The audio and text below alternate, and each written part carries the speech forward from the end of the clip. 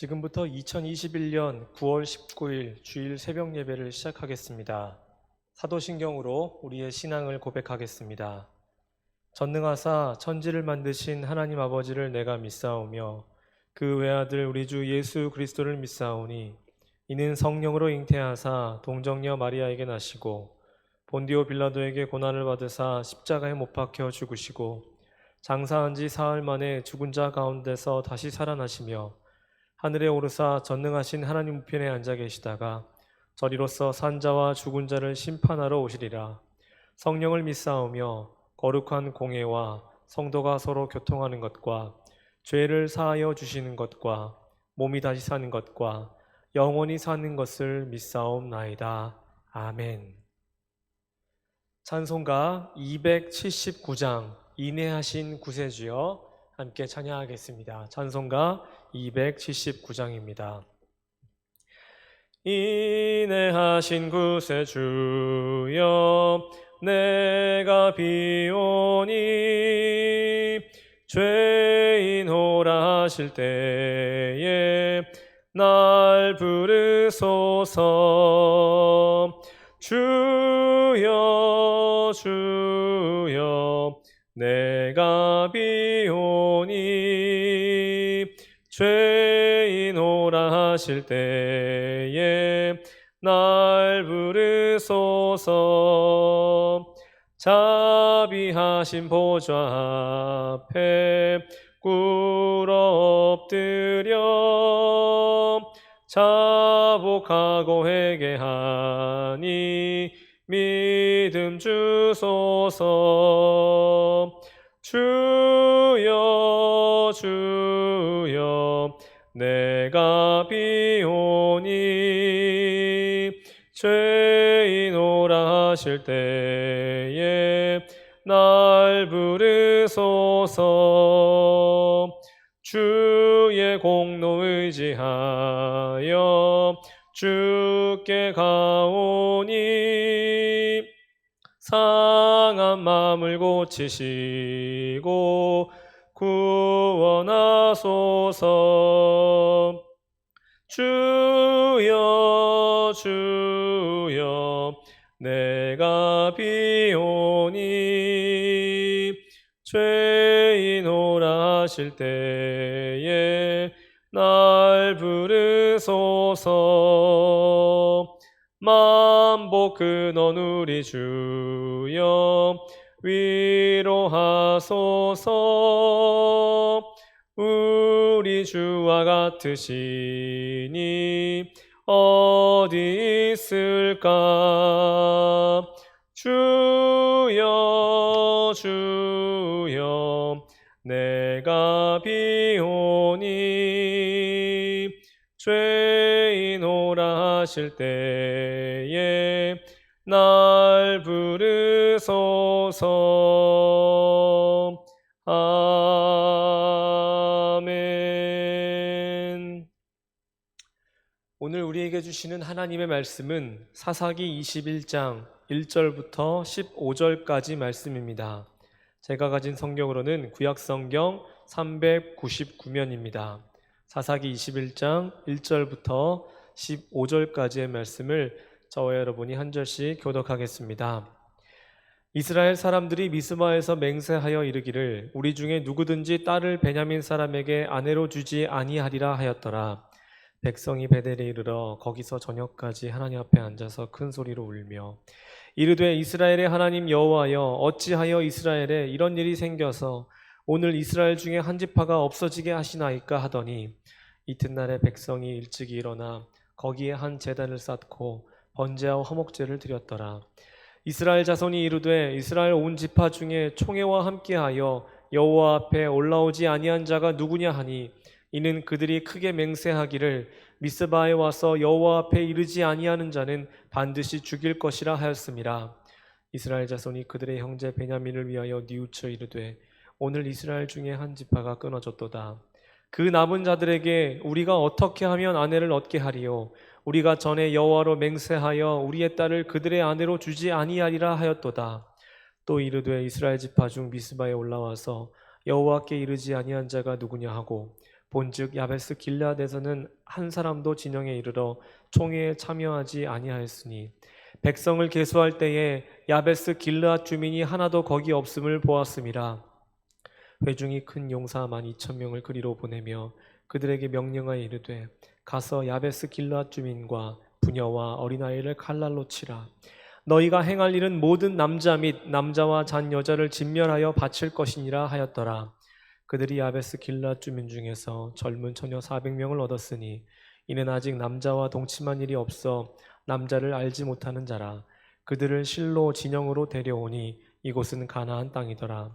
온 회중이 림몬 바위에 있는 베냐민 자손에게 사람을 보내어 평화를 공포하게 하였더니 그때에 베냐민이 돌아온지라.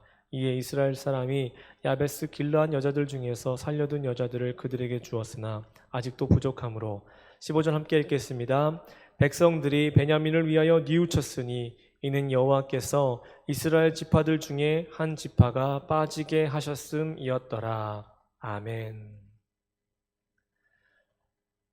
여러분, 우리가 사전에서 어떤 일이나 현상 또 사물에 대해 느끼어 나타나는 심정이나 기분, 이것을 감정이라고 이야기를 합니다. 근데 우리가 때때로 사람을 대하든지 혹은 어떤 일을 진행하든지 간혹 얘기를 하는 것이 감정으로 일하지 말아라, 감정으로 누군가를 대하지 말아라 라는 말을 하곤 합니다.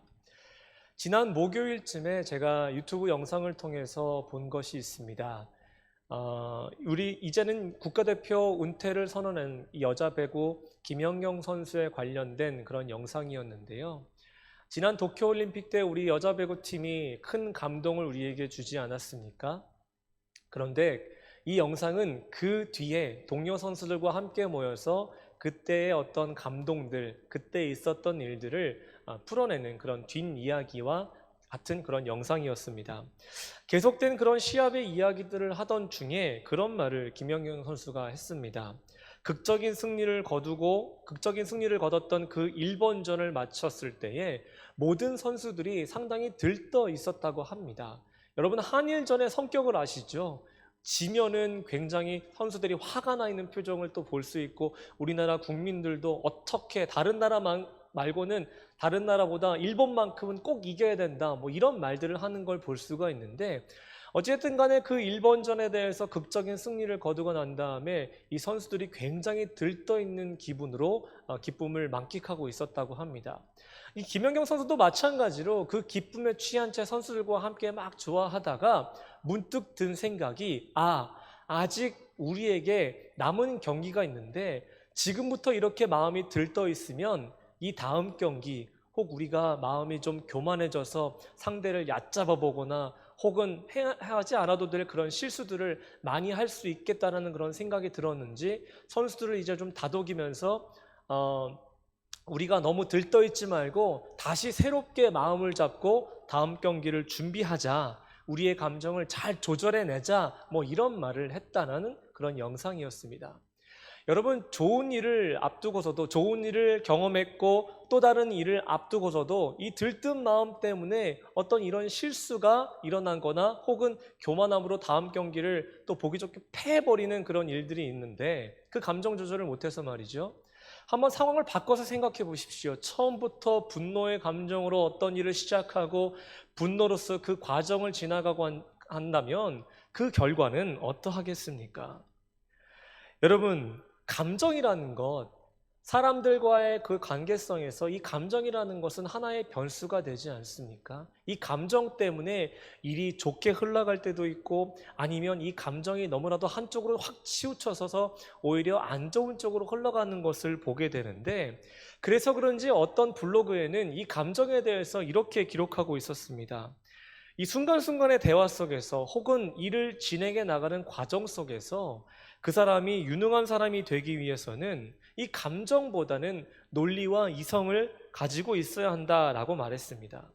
논리가 없으면 사람들이 수긍할 수가 없고, 이성이 없으면 이성적이지 않은 판단은 자칫 허물을 만들 수 있기 때문이라는 겁니다. 물론 논리와 이성이 무조건 옳다는 것은 아닙니다. 또 그렇다고 감정이 이런 관계 속에서 혹은 사회적 어떤 일 속에서 중요하지 않다고 말하고 있는 것은 아닙니다. 무엇이든지 과하면 안 된다라는 것을 말씀하면서 감정적으로 일하고 감정적으로 누군가를 대하기보다 조금 이성적으로 한 번 더 그 일에 대해서 한번 생각해보고 또 그 사람에 대해서 한번 생각해 본다면 좀 더 지혜롭게 그 일들을 할 수 있지 않겠느냐, 이런 논지를 가지고 했던 그런 말입니다. 여러분, 제가 왜 이렇게 앞에서 감정에 관련해서 이렇게 구구절절하게 이야기를 했냐면, 이 사사기 21장에서 볼 수 있는 이스라엘 자손들이 여전히 그 감정에 치우쳐서 일을 하고 있는 것을 또 우리가 볼 수 있기 때문입니다. 여러분, 사사기 21장은 이 기브와 불량배들에 의해서 생겨났던 그런 사건들, 아주 악한 사건들, 그리고 그들의 어떤 행악을 눈감아줬던 이 베냐민 자손 때문에 생겨난 전쟁, 그 전쟁의 이후에 일어난 그런 이야기를 담고 있습니다. 이스라엘 자손들은 두 번의 처참한 패배를 당한 후에 결국에는 하나님 앞에 철저하게 회개함으로써 다시 자신들의 몸과 마음을 다졌고, 그것을 통해서 하나님께서는 승리를 그들에게 얻게 해주셨습니다. 그동안 수적 열세에도 연승을 거뒀던 베냐민은 반면에 이 자만함으로 이 꿰매 빠져서 참패를 면하지 못했었죠. 여기서 간신히 살아남은 600명만이 어디로 도망쳤냐면 림몬 바위로 도망쳤습니다. 그리고 거기서 넉 달을 지내게 됩니다. 그 사이에 이스라엘 자손들은 우리가 어제 말씀에서 본 것처럼 48절 말씀에 그 성읍에서 사람이나 가축이나 할 것 없이 닥치는 대로 모두 칼로 죽였다라는 것을 우리가 볼 수 있었습니다. 그리고 그 일대의 성읍도 모두 불살랐죠. 기브와 백성들이, 기브와 주민들이 행했던 그런 그리고 베냐민 자손들이 행했던 그런 악한 모습들, 악한 결정들, 그것을 단죄하고자 모든 병력을 다 동원해서 한번 그것을 끊어보려고 했던 그런 이스라엘 자손들의 어떤 정신 혹은 그들의 어떤 행위, 한편으로는 칭찬해 줄 수 있을 것 같다라고 말할 수 있을지 모르겠습니다. 그러나 마냥 그들을 칭찬할 수 없는 이유는 마지막 전쟁을 하나님의 도우심으로 승리했음에도 불구하고, 그것을 직접 경험했음에도 불구하고 여전히 그들은 하나님의 뜻에 따라 이후의 일들을 진행해가고 또 끝내려고 했던 것이 아니라 여전히 자기 마음속에 있는 그 분노의 감정을 다스리지 못하고 그 감정으로 이후의 일들을 진행했기 때문이라는 겁니다. 여러분, 어제 본문을 다시 한번 떠올려 보십시오. 그리고 그 전의 본문도 한번 떠올려 보십시오. 이스라엘 자손이 하나님께 여쭸을 때에 하나님의 응답은 올라가서 치라는 것이었습니다. 올라가고 그리고 내일은 내가 그를 내 손에 넘겨주겠다라고까지 말씀하셨습니다. 그런데 여러분, 제가 이 성경을 눈 씻고 찾아봐도 하나님께서 이스라엘 자손들에게 베냐민 자손을 완전히 없애버려라 라고 말씀하신 적은 없다라는 겁니다. 승리할 수 있도록 내가 도와주겠다라고 말씀하셨지, 베냐민 자손을 아예 이 땅에서 없애버려라 라고 말씀하신 것이 아니었습니다. 그런데 베냐민을 대했던 이스라엘 자손들은 어떤 일을 행했습니까? 스스로 분노의 감정에 휩싸인 채 닥치는 대로 그냥 칼을 휘둘러 버렸다라는 겁니다. 그렇다면 이 모습은 지금 무엇을 말씀하고 있는지 여러분 느껴지십니까? 하나님의 뜻을 자기 뜻대로 해석해 버렸다라는 겁니다. 그러니까 회개의 행위를 통해서 승리를 거둘 수는 있었지만 그들이 아직까지는 완전한 순종까지 도달하지 못했다라는 겁니다. 처음 행위가 쭉 이어져야 했는데 마치 작심삼일과 같은 그런 마음, 금방 또 마음이 이전으로 돌아가 버려서 하나님 앞에 그 뜻을 여쭤보지 못하고 이전에 자기의 소견에 옳은 대로 행하고 있는 그들의 모습을 다시 한번 보여주고 있다는 겁니다. 여러분, 여기서 우리는 순종이라는 것에 대해서 다시 한번 생각해 보게 됩니다. 순종이 무엇입니까? 말을 그대로 따르는 거죠.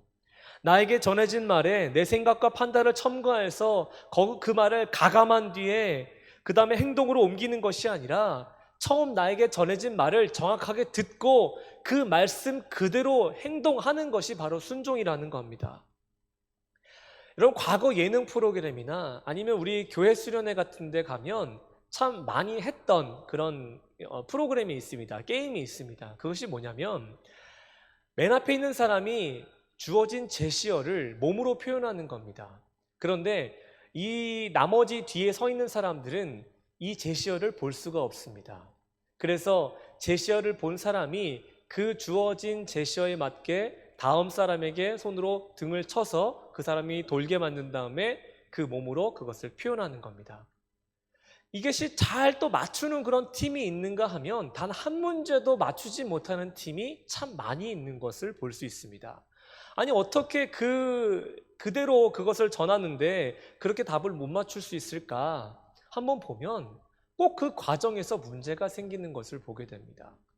처음 제시어를 들은 사람이 그대로 그 제시어를 몸으로 잘 표현해냈는데 2명, 3명, 4명 지나가면서 자꾸 본 것 그대로 하는 것이 아니라 자기 생각과 자기 표현을 거기에 가미시켜서 자꾸 다른 표현을 만들다 보니 결국에는 처음의 말과는, 처음의 제시어와는 전혀 다른 그런 결과로 흘러가 버리게 된다는 거죠. 그러니까 결과적으로 그 답을 맞추지 못하게 되는 겁니다. 그래서 정답을 맞추지 못한 팀들은 늘 똑같은 말을 합니다. 제발 앞에서 한 그대로 좀 전해달라고 이런 말을 하고 합니다. 이스라엘 자손이 바로 이와 같은 상황이었다라는 겁니다. 하나님의 뜻에 자기들의 생각을 가미했습니다. 하나님께서 하라고 하셨으니 그러면은 이제 우리가 계획했던 대로 그냥 올라가서 이들을 우리의 원래 계획대로 그냥 진멸시켜버리면 되겠구나라고 그렇게 자기 생각대로 이 하나님의 말씀을 곡해했다라는 겁니다. 여러분, 스스로의 생각으로는 이들이 우리는 옳은 행위를 하고 있구나라고 생각했을지 모르겠지만 하나님께서 보시기에 이들은 과연 올바른 행위, 정당한 행위를 했다라고 보실 수 있겠습니까? 이스라엘 자손들의 이런 불순종과 무지함 때문에 자칫하면 이스라엘 공동체가 완전히 붕괴될 뻔했습니다. 하나님께서는 이스라엘이라는 민족 공동체를 12지파로 나누셨고 그 12지파가 각자 알아서 행동하고 각자의 신앙대로 움직이는 것이 아니라 함께 모여서 하나의 믿음 공동체를 만들고 신앙 공동체를 만들고 민족 공동체를 만들기를 원하셨는데 자칫하면 이스라엘 자손들 나머지 11지파는 그 분노의 감정을 다스리지 못해서 조절하지 못해서 이 민족 공동체를, 이 신앙 공동체를 깨뜨려 버릴 수 있는 그런 위기를 스스로 자초했다는 것을 볼 수 있습니다. 이 사실을 통해서 우리가 얻을 수 있는 영적인 교훈은 하나님의 뜻과 하나님의 방법을 온전히 따르지 않고 하나님의 말씀에 감히 자기의 생각과 자기의 판단을 가미해서 그것으로 행동한다면 도리어 고통스러운 결과를 자신이 얻을 수 있게 된다는 것을 우리가 말씀을 통해서 보게 됩니다. 여러분, 그런데 계속해서 말씀을 보다 보면 이 이스라엘 백성들은요 여전히 뻔뻔한 모습을 보여주고 있는 것을 볼 수 있습니다. 2절과 3절을 보시면 백성이 베델에 이르러 거기서 저녁까지 하나님 앞에 앉아서 큰 소리로 울며 이르되 이스라엘의 하나님 여호와여 어찌하여 이스라엘에 이런 일이 생겨서 오늘 이스라엘 중에 한 지파가 없어지게 하시나이까 하더니라고 말씀하고 있습니다. 본문을 읽으면서 제일 황당했던 부분이 2절과 3절입니다. 이스라엘 자손은 여호와여 어찌하여 라고 이야기하면서 지금까지 일어난 모든 일에 대해서 그것을 다 하나님의 책임이라고 전가시키고 있는 것을 볼 수가 있습니다. 어찌하여 저희가 이렇게 된 겁니까? 하나님, 다 저희 책임입니다. 저희 잘못입니다. 그러니 이후에 저희가 어떤 식으로 행해야 될지 좀 알려달라고 기도하는 것이 당연한 것인데 이스라엘 자손은 어찌하여 우리가 이 지경까지 오게 하셨습니까? 라고 이야기하면서 하나님 앞에서 오히려 하나님을 원망하고 있는 모습들을 보여주고 있습니다. 이스라엘 중에 한 지파가 없어지게 한다? 여러분, 하나님께서 이 말씀을 하셨습니까? 이 말씀을 하신 적이 없습니다. 말씀드렸다시피 베냐민 지파를 내가 전쟁을 통해서 없애버리겠다라고 말씀하지 않으셨습니다. 단지 그 지파와의 싸움에서 너희가 승리를 거둘 수 있게 하겠다라고 말씀하셨을 뿐이지 없애버리겠다고 말씀하지 않으셨는데 이것은 스스로 자신들의 감정을 억누르지 못해서 저지르게 된 크나큰 실수라는 겁니다. 그런데 그런 상황 속에서 그 책임을 하나님께 돌리고 있으니 얼마나 황당한 모습을 보여주고 있습니까? 또 계속해서 보시기 바랍니다. 하나님의 뜻을 곡해하고 감정대로 행동하니까 결국에는 스스로 후회할 일을 만들어 버렸다는 것을 볼 수가 있습니다. 이스라엘 자손들이 전쟁을 앞두고 미스바에 모였을 때에 총회를 열었습니다. 그때 누구든지 딸을 베냐민 사람에게 주지 말자라고 맹세하면서 결의했습니다. 그런데 전쟁이 끝나고 보니 또 조금이라도 정신을 좀 차려보니 이 동족간의 전쟁으로 한 지파가 없어질 위기에 처한 것을 보고 큰 혼란에 빠지게 됐습니다.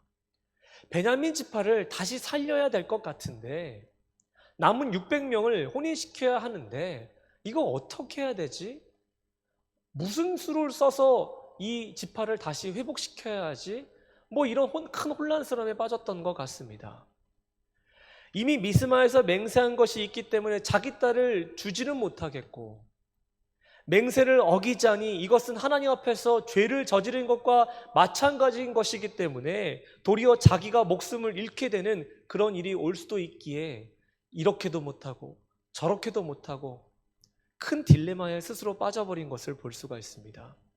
그러니 이들의 모습을 보면서 자꾸 드는 생각이 그러게 처음부터 감정을 좀 다스리고 이성적으로 좀 판단해서 하나님께 좀 하나님의 뜻을 구하며 나아가지 왜 그렇게 어리석은 모습을 보여주고 있나 이런 생각이 계속해서 들게 하는 그런 본문입니다.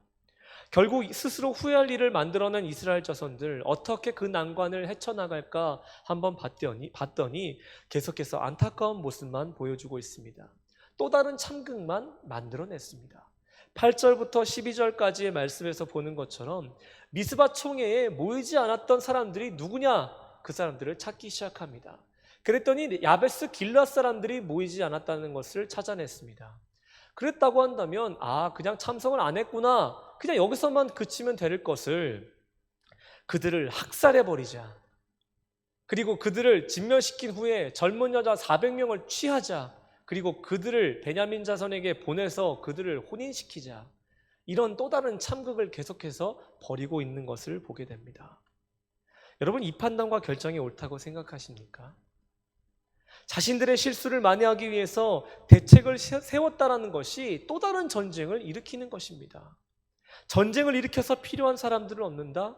이것이 과연 정당한 전쟁이고 합당한 방법입니까? 그리고 결과를 한번 보시기 바랍니다. 그들이 필요로 했던 600명을 얻은 것도 아닙니다. 400명 뿐이었습니다. 그렇다고 한다면 남은 200명을 얻기 위해서는 누군간 또 그랬을 겁니다. 우리가 원하는 인원을 얻지 못하였으니 또 한번 찾아보자. 어디서부터 이 여인들을 얻을 수 있는지 한번 찾아보고 우리가 할 수 있는 방법을 다 동원해서 그 200명을 채우자. 그것이 전쟁이든 혹은 다른 방법이든 어떤 수를 써더라도 한번 그 일을 해보자. 누군가가 이렇게 제안하지 않았겠습니까? 감정에만 치우쳐서 이렇게 불필요한 전쟁을 또다시 벌인 이스라엘 자손들의 모습, 참 안타까울 뿐이었습니다.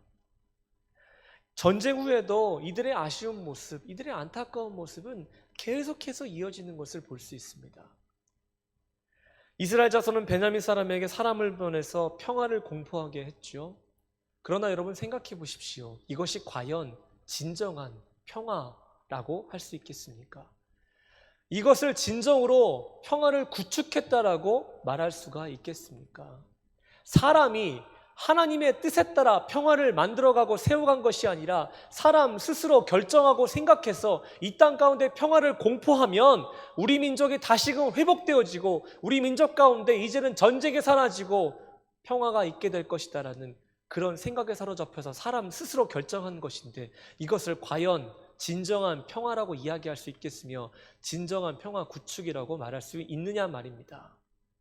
불완전할 뿐이죠. 또 15절을 볼까요?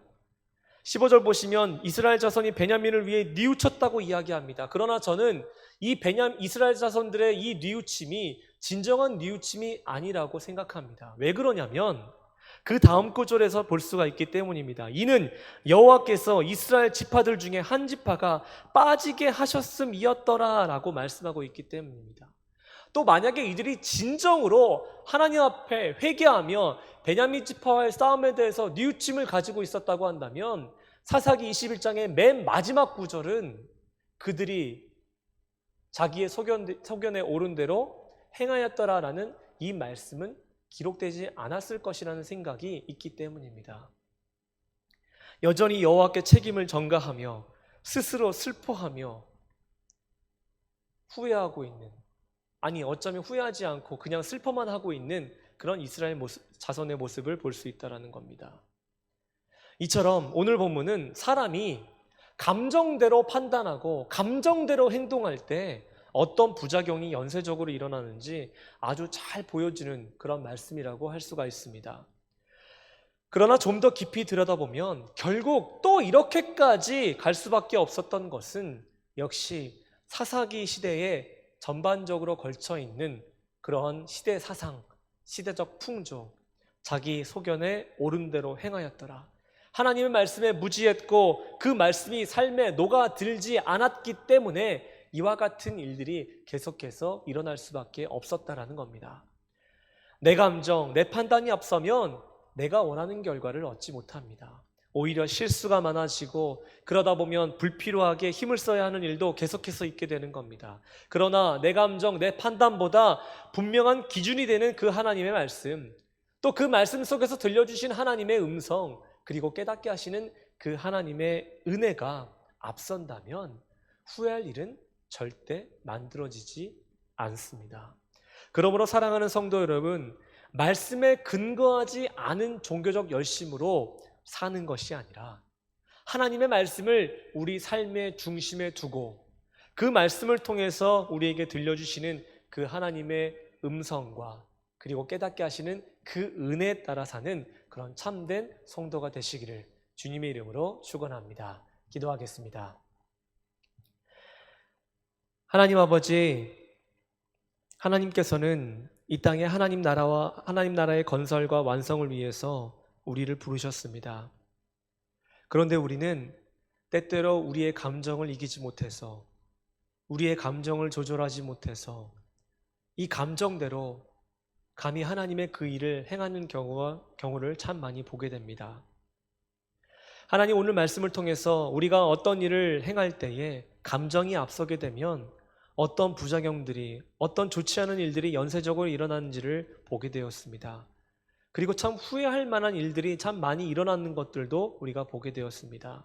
하나님, 감정으로 이 일들을 진행하는 것이 아니라, 감정으로 하나님께서 맡겨주신 사명을 감당하는 것이 아니라 하나님께서 우리에게 허락하시는 지혜로, 또 지식으로, 또 능력으로 하나님의 뜻을 잘 구하며 그 뜻대로 우리가 이 일들을 해나갈 수 있는 그런 성도들 되게 하여 주시옵소서.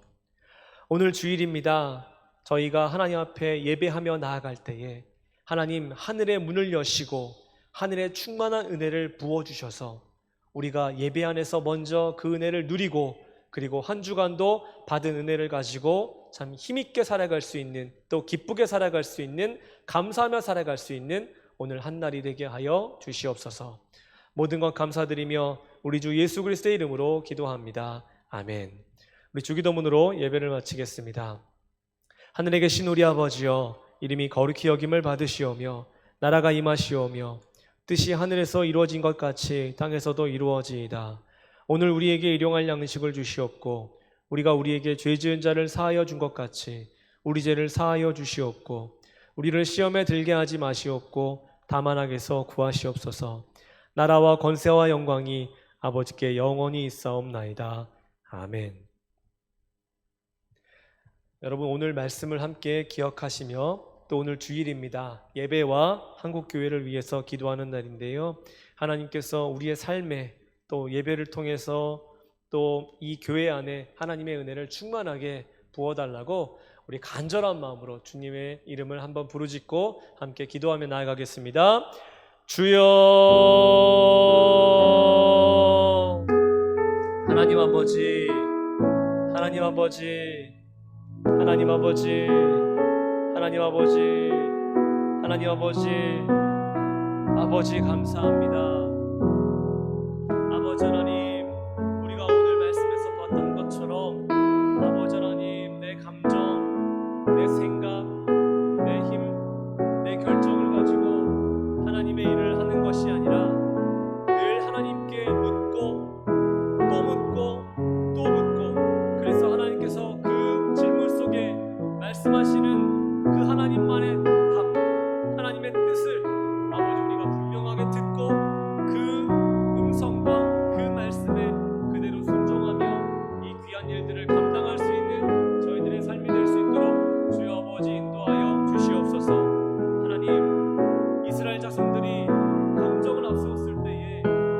아버지 하나님의 말씀을 곡해해버리고 하나님 이들이 하나님 감정을 앞세웠을 때 후회할 일들을 많이 만들어낸 것을 보게 되고 하나님 자신들의 실수를 아버지 하나님 만회하기 위해서 또 다르게 자기의 생각대로 다른 참극을 빚어낸 것을 보게 되었습니다.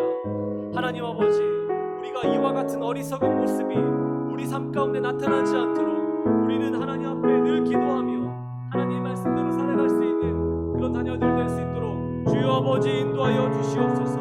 하나님의 뜻을 늘 간구하며 하나님 그 뜻이 우리에게 어떤 말씀을 전하고 있는지 그 하나님의 의도가 무엇인지를 우리가 그 뜻 속에서 발견하며 하나님 우리가 그대로 살아갈 수 있는 하나님의 참된 성도들, 하나님의 참된 제자들 될 수 있도록 주여 인도하여 주시옵소서.